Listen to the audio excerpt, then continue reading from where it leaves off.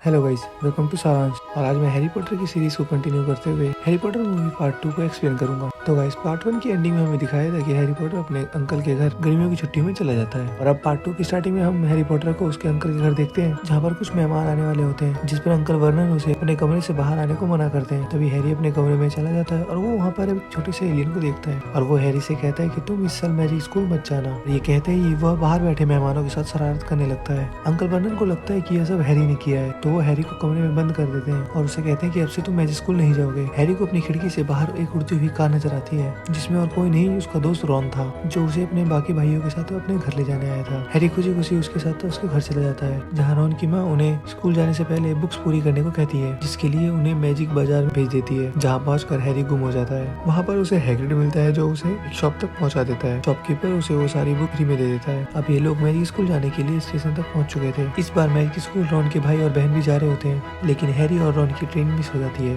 तो वे उसी उड़ने वाली गाड़ी में जाने का डिसाइड करते हैं। रास्ते में उनकी गाड़ी एक पेड़ में फंस जाती है। जैसे ही वो लोग नीचे गिरते हैं, गाड़ी उन्हें छोड़कर वहाँ से भाग जाती है। वो किसी न किसी तरह अपने मैजिक स्कूल पहुँच जाते हैं, जहाँ पर स्नेप उनका टीचर कहता है, तुम लोग जानते हो कि हमारा मैजिकल स्कूल कितना छिपा हुआ है, कोई भी इसके बारे में नहीं जानता, तो तुम लोगों ने सबके सामने गाड़ी क्यों उड़ाई। अब यहाँ से सीन शिफ्ट होता है, जहाँ पर हम देखते हैं कि क्विडिच का मैच चल रहा होता है, जिसमें एक और हैरी की टीम थी, दूसरी ओर मेलफॉय की टीम थी। मेलफॉय की टीम काफी अच्छा खेल रही थी और उसने काफी सारे पॉइंट्स भी गेन कर लिए थे। हैरी और मेलफॉय दोनों उस स्निच को पकड़ने की पूरी कोशिश कर रहे होते हैं, लेकिन आखिरकार हैरी उस स्निच को पकड़ लेता है, लेकिन इसमें उसका हाथ टूट जाता है। उसे स्कूल के हॉस्पिटल में रख लिया जाता है। तभी वहाँ पर डम्बलडोर और मैगनिगल आते हैं। मैगनिगल कहती है कि सब बुरा हो रहा है, क्योंकि 50 साल बाद एक सीक्रेट चैम्बर खोल दिया गया है, जिसकी वजह से बहुत प्रॉब्लम आई है। और ये सब बातें हैरी सुन लेता है। हैरी ये बात अपने दोस्तों को बताता है। अगले दिन हरमाइनी प्रोफेसर मैगनिगल से पूछती है कि मैम, ये सीक्रेट चैम्बर क्या है। प्रोफेसर उसे बताते हैं कि इसी स्कूल को 4 जादूगरों ने बनाया था, जिसमें 3 तो काफी अच्छे थे और वो ये भी चाहते थे कि ऐसे बच्चे जिनकी फैमिली में कोई जादूगर नहीं है, वो भी इस स्कूल में आके जादू सीख सकता है। लेकिन चौथा जादूगर ऐसा नहीं चाहता था, इसलिए उसने एक सीक्रेट चैम्बर बनाया,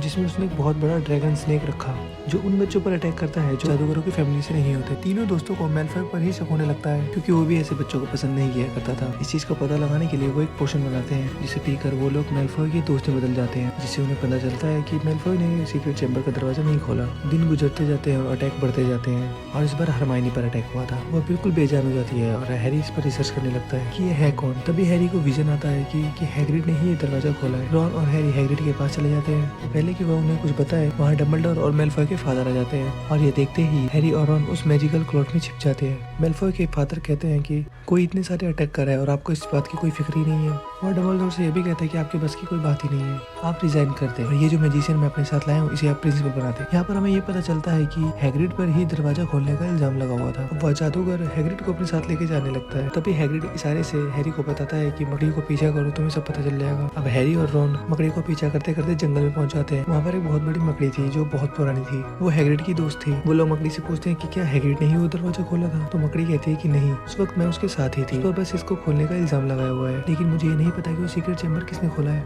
इतना कहते ही वो सारी मकड़ी उन पर अटैक कर देती है, जिस पर हैरी और रॉन बहुत घबरा जाते हैं। लेकिन तभी यहाँ पर रॉन की उड़ने वाली कार आती है और उन्हें उस जंगल से निकाल कर स्कूल पहुंचा देती है। हैरी को स्कूल के वॉशरूम में एक लड़की की आत्मा दिखाई देती है, जो कि सीक्रेट चैम्बर के दरवाजे खुलने से मर गई थी, क्योंकि उसने उस स्नेक ड्रैगन की आंखों में देख लिया था। हैरी सोचता है कि सीक्रेट चैम्बर यहीं कहीं है। वो उस चैम्बर को ढूंढने लगते हैं और हैरी और रॉन को वो चैम्बर उसी वॉशरूम में मिल जाता है। उनके साथ वो शॉपकीपर भी था, जिसने हैरी को उसकी किताबें फ्री में दी थी। इनफैक्ट वो एक बुरा आदमी था, जो इस मैजिक स्कूल के सीक्रेट जानने आया था। वो तो ठीक से मैजिक भी नहीं कर सकता था, इसलिए सिर्फ बुक लिखता था लोगों को उल्लू बनाने के लिए। अब वो तीनों चैम्बर के अंदर जाते हैं। उन्हें वहाँ पर स्नेक के कुछ साइन मिलते हैं कि स्नेक यहीं पे रहता है। लेकिन तभी वो शॉपकीपर रॉन की मैजिकल वॉन्ड से जादुई मंत्र बोलने लगता है, लेकिन इत्तेफाक से रॉन का जादुई वॉन्ड टूटा हुआ था, इससे जादू का असर उल्टा उसी पर पड़ जाता है। हैरी रॉन से कहता है कि तुम इस आदमी के पास रहो और मैं अंदर जाता हूँ। जब हैरी अंदर जाता है, तो वो देखता है कि वहाँ पर रॉन की बहन बेहोश पड़ी थी, और वहाँ एक लड़का भी खड़ा था, जो हैरी से बोलता है कि मैंने इसे इस बुक के जरिए वश में कर लिया है, और इसी के जरिए मैंने इससे चैम्बर ऑफ सीक्रेट खुलवाया है। वह उसे ये भी बताता है कि उसी ने हैग्रिड का विजन भी उसे दिखाया था। तभी वहाँ पर ड्रैगन स्नेक आ जाता है और वो हैरी पर हमला कर देता है।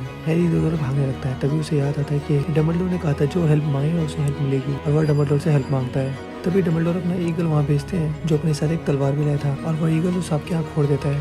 हैरी जादुई तलवार की मदद से उस ड्रैगन स्नेक को मार देता है। जब ड्रैगन स्नेक ने हैरी पर हमला किया था तब हैरी को उसका दांत लग गया था। वो उस दांत को निकालता है और उस बुक पर मारने लगता है। उस बुक पर कुछ नहीं लिखा होता है। बुक पर दांत मारने से उसमें से खून निकलने लगता है, जिसकी वजह से वो लड़का भी मारा जाता है। इसके बाद हम देखते हैं कि रॉन की बहन गिनी को भी होश आ जाता है। हैरी उसे पूछता है कि क्या तुम अब ठीक हो, और वो जवाब में हाँ कहती है। अब हम देखते हैं कि प्रोफेसर डम्बलडोर हैरी को अपने पास बुलाकर थैंक्स बोलते हैं और कहते हैं कि तुम्हारी वजह से मुझे रिजाइन नहीं देना पड़ा। और अब सीक्रेट चैम्बर को जिसने खोला था यह बात सामने आ गई थी और इसे हैग्रिड पर लगा हुआ इल्जाम भी झूठा साबित हो जाता है। तभी वहाँ पर मेलफॉय के फादर आते हैं और कहते हैं कि आपने अभी तक रिजाइन नहीं दिया। प्रोफेसर कहते हैं कि अब तो सीक्रेट चैम्बर को खोलने वाले का पता चल गया तो मैं रिजाइन क्यों दूं। हैरी देखता है कि मेलफॉय के फादर के साथ एक छोटा सा क्रिएचर है और ये वही क्रिएचर था जो हैरी के घर आया था यह कहने के लिए कि तुम इस साल स्कूल नहीं जाओगे। इनफैक्ट उसे मेलफॉय के फादर ने भेजा था ताकि हैरी स्कूल ही ना सके। तभी हैरी डम्बलडोर से वो बुक लेता है और उसमें अपने सॉक्स डालकर मेलफॉय के फादर को देते हुए कहता है कि यह बुक आपकी वजह से यहाँ आई। मेलफॉय का फादर वो बुक लेकर उस छोटे से क्रिएचर को दे देता है। जब वो क्रिएचर बुक खोलता है तो उसमें सॉक्स दिखती है और वो देखकर काफी खुश होता है और इसी के साथ मूवी की यहाँ एंडिंग हो जाती है।